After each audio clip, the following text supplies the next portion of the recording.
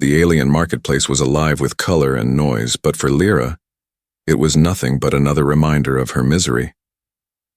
She walked slowly between the tall, glowing stalls, her two children following closely behind, their thin arms holding onto her legs. They were hungry again, their eyes wide and empty, and Lyra had no food to give them. She was a single mother, abandoned by her own kind after her husband's death in the war. In this city of towering alien buildings and bright neon lights, no one wanted to give her work. Lyra stopped at a fabric stall, her heart heavy but her voice still steady. "Please," she begged the merchant. "I can work, I can weave, I can clean, anything. I only need enough to feed my children." The merchant, a thick-skinned alien with golden eyes, looked at her with disgust. "Single mothers are trouble," he spat. "You will slow me down. Your children will distract you. Leave. I don't want your kind here." He waved her away like trash, and the crowd around her murmured in agreement. Everywhere she went, it was the same. Closed doors, harsh stares, and whispered insults. Her son pulled her hand, his voice weak. "Mama, are we going to eat today?" Her heart broke, but she forced a smile. "Yes, my love, I will find something." But inside she knew the truth. Every stall, every employer, every chance had already rejected her. She walked further, passing a food stand where the smell of roasted grain made her stomach ache. Her daughter reached toward the smell, but the vendor slapped the child's hand away. "Don't touch, beggar brat," the alien barked. Lyra pulled her daughter close, shame burning in her chest. By evening, the city lights grew brighter, but, for Lyra, darkness was closing in. She had tried every corner of the marketplace, yet no one wanted her. She was ready to give up, ready to sit in the shadows and wait for despair to swallow her whole. The children leaned against her legs, too tired to cry, too weak to even ask for food anymore. Lyra closed her eyes and whispered to herself, "What crime did I commit? Except to live." Then she heard footsteps, different from the heavy stride of most aliens, a lighter, firmer sound, steady and calm. She looked up and saw a figure walking through the crowd, tall, broad-shouldered, but not like the others. His skin was pale compared to the glowing hues of the marketplace, his hair dark, his eyes sharp. A human in this city, humans were rare. Strange outsiders who were seen as foolish or reckless by the locals. The crowd moved away from him with a mixture of curiosity and scorn. But he did not notice. His eyes had already fallen on Lyra. The human stopped in front of her, his gaze not cruel like the others, but steady. "You look like you need help," he said, his voice deep but gentle. Lyra flinched, not sure if it was another insult. "I can work," she whispered. "I just need someone to give me a chance, please. I will do anything. I have skills. I am not lazy." The human studied her for a long moment, then glanced at her children. Their thin faces told the truth better than any words could. He nodded slowly.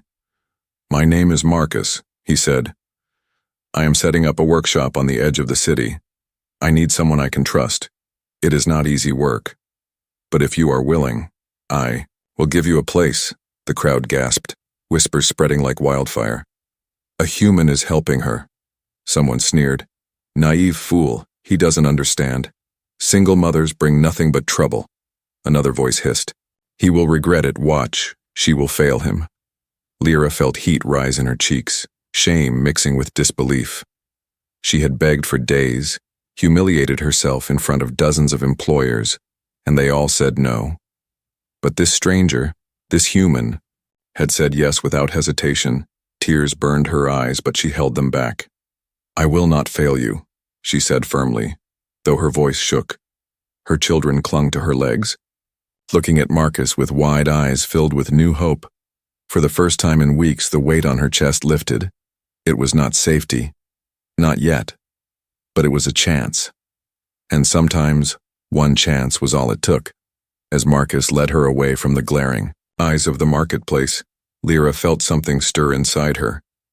It was not just relief, not just gratitude. It was the smallest spark of strength she thought she had lost forever. But in the shadows of the city, others were already watching. They would not forgive a human for interfering, and they would not forgive a single mother for daring to rise again. The night air outside the marketplace was colder, carrying the sharp scent of metal and smoke. Marcus walked ahead with calm steps, and Lyra followed, her children clutching her hands tightly. She kept glancing at him, unsure why he had chosen her, unsure if she could really trust him. In her world, kindness from strangers often hid a cruel price. Yet there was something steady in the way he moved, something that did not feel like a trap. They reached the outer edge of the city where the tall, glowing towers gave way to dim, rusting buildings. Marcus stopped in front of a wide metal structure, its walls dented, its roof patched together. "This is my workshop," he said, his voice calm. "It is not beautiful, but it is mine. And here you can work without fear." Lyra stared at the building, part of her heart sinking, part of it rising. It was no palace, no shining stall in the market, but it was shelter. It was real. Her. Children pressed closer, their eyes hopeful but uncertain. Inside, the workshop smelled of oil and old wood. Tools were scattered across benches, and dim lights flickered overhead. Marcus cleared a space on the bench, moving pieces of strange machinery aside. "I trade with off-worlders," he explained. "I repair small machines, build simple devices, nothing grand, but enough to survive." He turned to her, his eyes serious. "I need someone to help me keep this place running, to clean, to organize, to watch the front when I am deep in work." Lyra nodded quickly, almost too quickly, afraid that if she hesitated, the chance would vanish. "I can do that, I will do that," she said, her voice firm. Her children wandered toward a corner where broken gears lay in a pile, their little hands curious. Marcus smiled faintly at them but said nothing. Instead, he reached for a small pack and handed it to Lyra. "Food?" he said simply. "It is not much, but your children need strength." Lyra froze, staring at the packet as if it were a glowing treasure. She opened it with shaking hands, finding bread, dried fruit, and clean water. The children ate hungrily, crumbs falling across their small fingers, their faces lighting with life again. For the first time in weeks, Lyra's heart eased, but outside the workshop, whispers were already spreading. Other aliens had seen the humans' act of charity. In the taverns and streets, voices hissed in anger. "Humans are fools, they think pity can change weakness. She will drain him, mark my words, he will regret this." The alien employers, who had once rejected her, felt justified, but also offended. If a human could give her a chance, what did it say about them? Their resentment began to grow, like a shadow creeping through the city.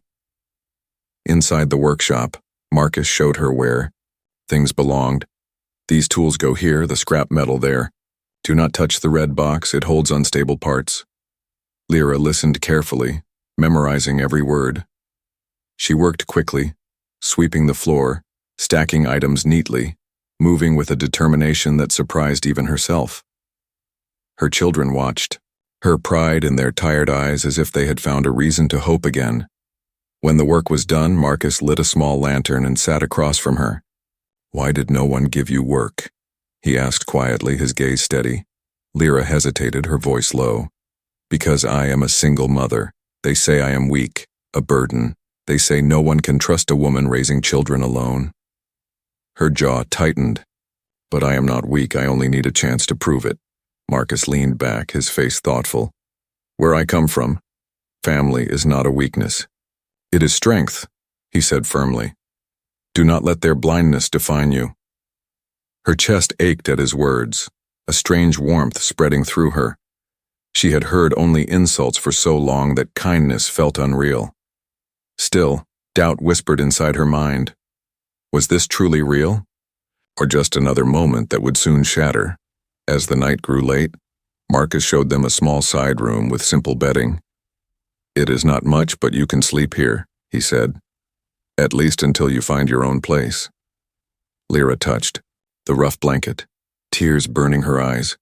Her children curled up quickly, their small bodies finally resting without fear. For the first time in months, they slept deeply. And for the first time in months, Lyra allowed herself to believe that maybe tomorrow would not be worse than today.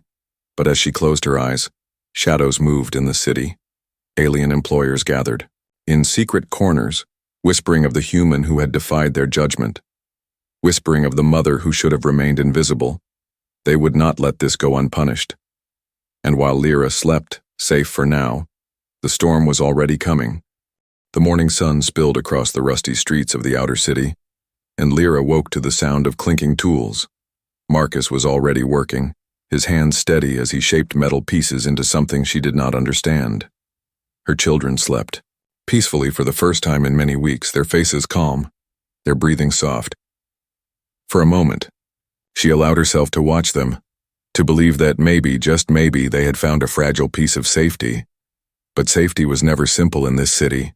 Not for her, not for a human outsider, and certainly not for someone daring to challenge alien prejudice. Marcus handed her a small cloth. "Today will be busy," he said. "Traders from other districts come at first light. We must show them we can deliver." Lyra nodded, her hands trembling slightly. She had been rejected so many times that the thought of proving herself now filled her with both hope and fear. If she failed, she knew it would not only hurt her, but also her children, and perhaps even Marcus. By mid-morning, the workshop came alive with noise. The door swung open again and again as alien customers entered, their voices sharp, their eyes suspicious. Some only looked, scoffed, and left. Others placed small orders, though many made cruel remarks when they saw Lyra standing at the counter. "She works here," one sneered, his scales glittering in the dim light. "A single mother. Is this the human's idea of business?" Another spat on the floor. "Pathetic. He should have hired anyone else. Anyone but her." Lyra held her ground, her back straight, her voice calm as she repeated the words Marcus had taught her. "Welcome. What do you need? How can we help you today?" Inside, her stomach knotted, but she refused to let her fear show. Her children sat quietly in the back, their eyes wide as they watched, understanding more than she wished they would. At noon, a group of alien merchants entered together, their clothes rich, their voices loud. They were the kind who had turned her away before, calling her useless. Now they looked around the workshop with narrowed eyes. "You let her stand here," one said with disgust. "We will not deal with you if she is part of this place." Marcus put down his tools, his voice firm but calm. "She is my assistant," he said. "If you want my work, you will accept her. If not, you may leave." The room grew tense. The merchants hissed and muttered, but one of them, desperate for a repair only Marcus could provide, placed the order anyway. The others followed, their pride wounded, but their need stronger. Lyra felt her chest rise with a strange new strength. For the first time, someone had defended her not with pity but with simple respect. It was a small victory, but it burned bright inside her heart. When the customers left, Marcus handed her a small tool. "Your hands are steady," he said. "Can you try this?" She hesitated, the tool heavy in her grip. "I have never worked with machines," she whispered. "You will learn," Marcus replied, his tone certain. "I did not bring you here to fail. I brought you here to grow." The hours that followed tested her more than anything before. The machines were strange, the parts delicate. More than once she nearly broke a piece. More than once her hands shook so hard she thought she would ruin everything. But Marcus guided her calmly, never shouting, never mocking. Every mistake became a lesson, every slip a chance to improve. By evening, Lyra had managed to repair a simple device, nothing grand, but enough to make her heart soar. Her children clapped for her, their little voices cheering. Her cheeks burned with pride she had not felt in years. For the first time, she had proved to herself that she was not useless, not a burden, not the weak creature others said she was. But the shadows outside were deepening. Not all who had come to the workshop were satisfied. Some left whispering, with anger, their words dripping with poison. "She will bring him ruin," they muttered. "We cannot allow this." As night fell, Lyra lay awake on the rough blanket, listening to her children's breathing. Her body was tired, her hands sore, but her heart beat with both fear and determination. She knew the aliens would not forgive her success no matter how small, and she knew they would come again not as customers but as enemies. Still, as she closed her eyes, one thought remained. For the first time in her life, she was not facing the storm alone. Marcus had given her a chance, and she would fight with everything she had to keep it. The next day began with thunder rolling across the city skies, heavy clouds pressing down like iron. Lyra woke early, her children still asleep, and stepped into the workshop quietly. The scent of oil and metal filled the air, and Marcus was already busy, his strong hands steady as he worked on a large generator.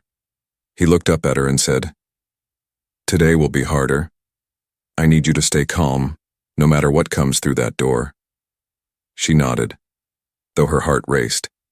She knew the whispers had grown louder in the market, customers sneered at her, and some merchants were angry that Marcus refused to push her aside. But she also knew something had changed inside her since yesterday. She was no longer a shadow begging for scraps. She was part of this workshop, part of this chance. By mid-morning, a group of aliens arrived with a broken cargo drone, its wings bent and its circuits sparking. They placed it on the floor with a crash, glaring at Marcus. "This machine must fly again by tonight," one hissed. "Or your shop will lose all. Trade with us." Marcus nodded calmly, but when he examined it, his jaw tightened. "This will take time," he said. "The frame is twisted. The core is unstable. It could explode if handled wrong." The aliens sneered, their eyes narrowing on Lyra. "Then let her try," one said cruelly. "Let us see how far the human's pet can go before she burns." Lyra's chest tightened, fear rising, but Marcus's voice cut through the tension. "She will not be mocked," he said firmly, "but she will help, because I trust her hands." The aliens laughed as if it were a joke, but Marcus handed Lyra a set of tools. Her fingers trembled as she touched the broken drone, sparks snapping in the air. She remembered the small panel she had fixed yesterday, how impossible it had felt until she made it work. Now this was 10 times more dangerous, 10 times more complex. Her children watched from the corner, their little faces pale with worry. She could not fail them. Not now. Step by step, Marcus guided her, showing her how to hold the wires, how to realign the twisted frame. But soon something strange happened. Lyra began to notice patterns in the circuits, lines of energy that made sense to her eyes. It was as if the machine whispered its pain, showing her where it hurt, where it could heal. She adjusted the parts with a certainty that surprised even Marcus. "Good," he muttered, watching closely. "You see the flow, don't you?" Lyra blinked in shock. "Yes. I can almost feel where the energy wants to go." Hour after hour, they worked together, her hands moving faster, more confident. At one point, the drone sparked violently, almost exploding, but she redirected the wires in a swift motion, calming the surge. Marcus stared at her with wide eyes. "That was instinct," he said quietly. "No one could have taught you that in one day." By evening, the drone's engines roared back to life, the wings stretching, the lights glowing strong. The alien merchants stood in stunned silence, their sneers gone, replaced by disbelief. "She repaired it," one muttered. "Impossible. She was supposed to fail." Another hissed. "This is not natural. No single mother could do this." Lyra rose to her feet, sweat dripping down her face, her hands sore but steady. She met their stares with new strength, no longer the bowed, broken woman they had mocked. "I did what you thought I could not," she said softly. "I will not apologize for surviving." The aliens left in anger, their pride shattered. But, as they disappeared into the streets, their whispers carried a sharper edge. "She is dangerous," they muttered. "She and the human must be dealt with." When the doors finally closed, Marcus sat heavily on a stool, still watching her. "You have something rare," he said, his voice low. "A gift for machines, a way of seeing them that I have never known." Lyra shook her head, still dazed. "I only wanted to help. I only wanted to protect my children." Marcus's eyes softened. "And you did far more. You proved that you are stronger than the limits others chained on you." Her children ran to her, hugging her legs, their little voices full of joy. "Mama, you fixed the flying machine," they laughed. "You saved us."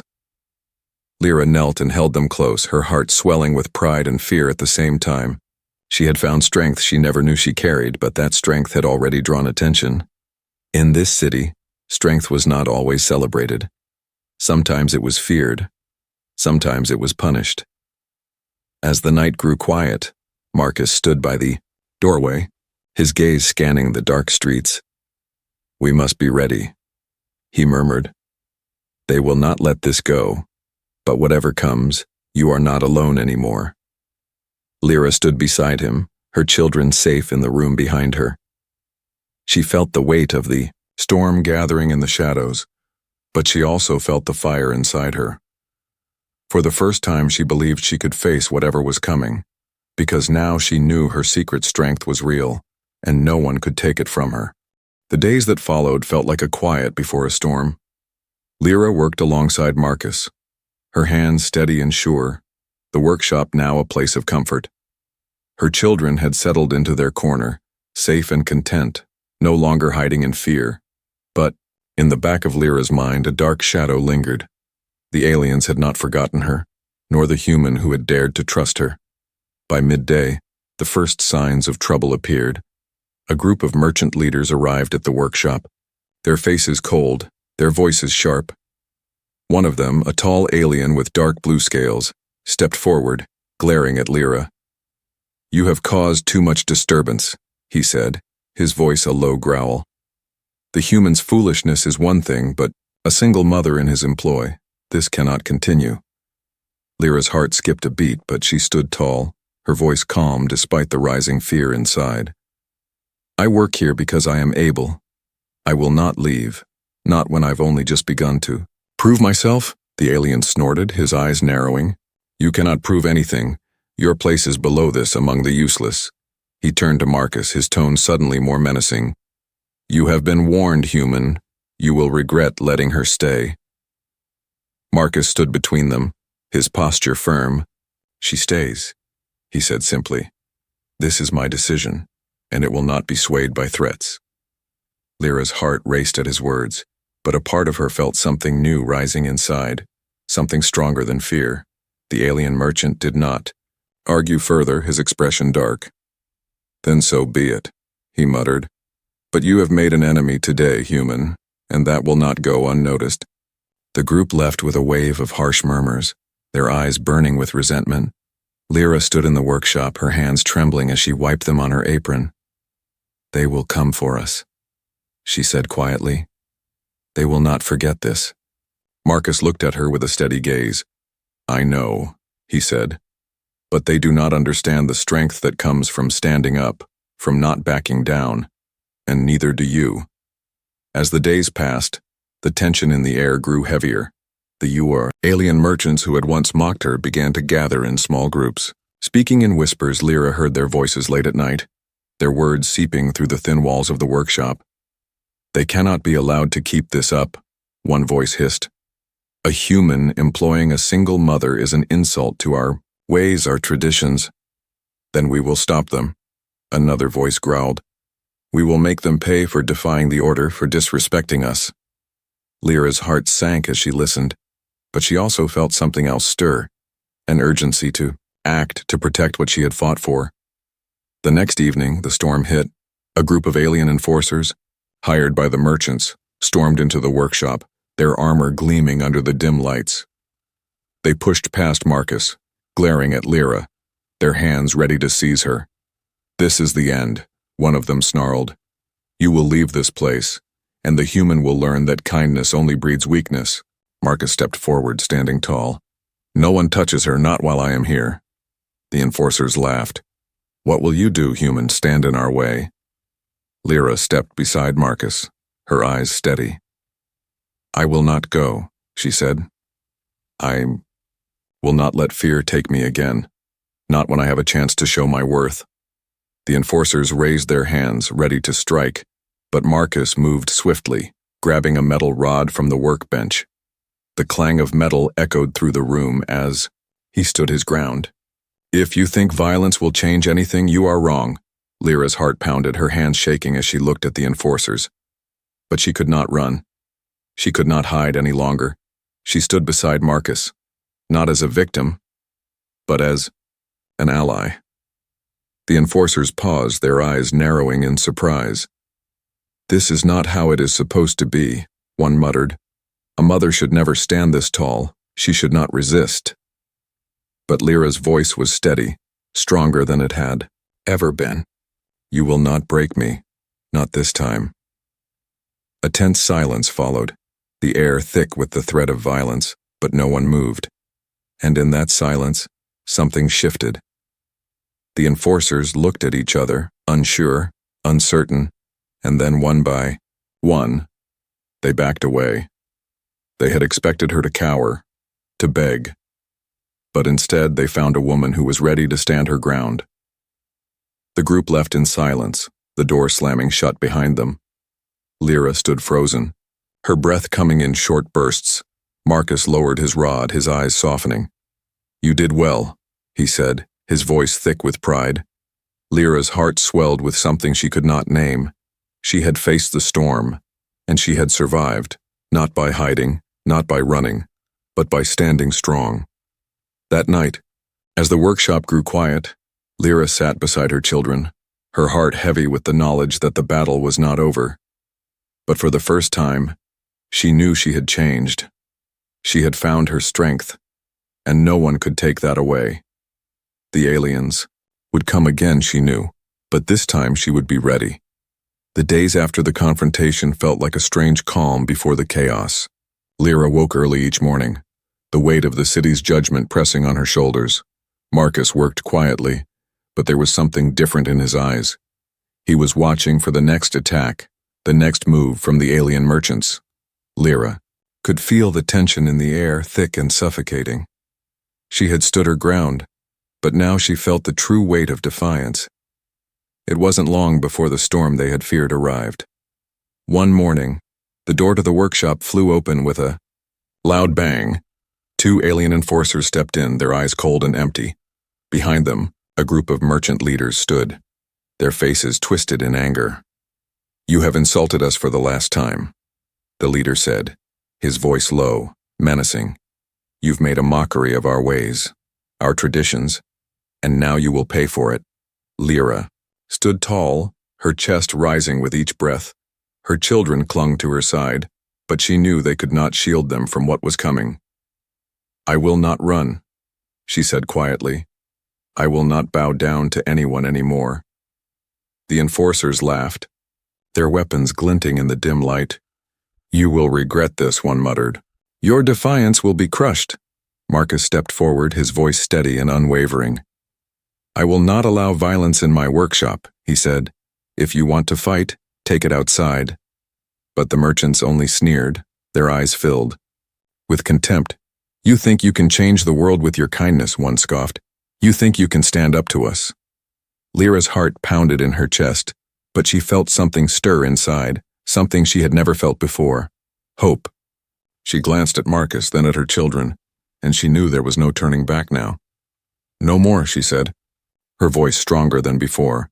"No more hiding, no more pretending we're invisible. You will not break me." The leader of the merchants raised a hand, and the enforcers stepped forward, weapons drawn. They moved toward her, but before they could reach her, Marcus stood firm, blocking their path.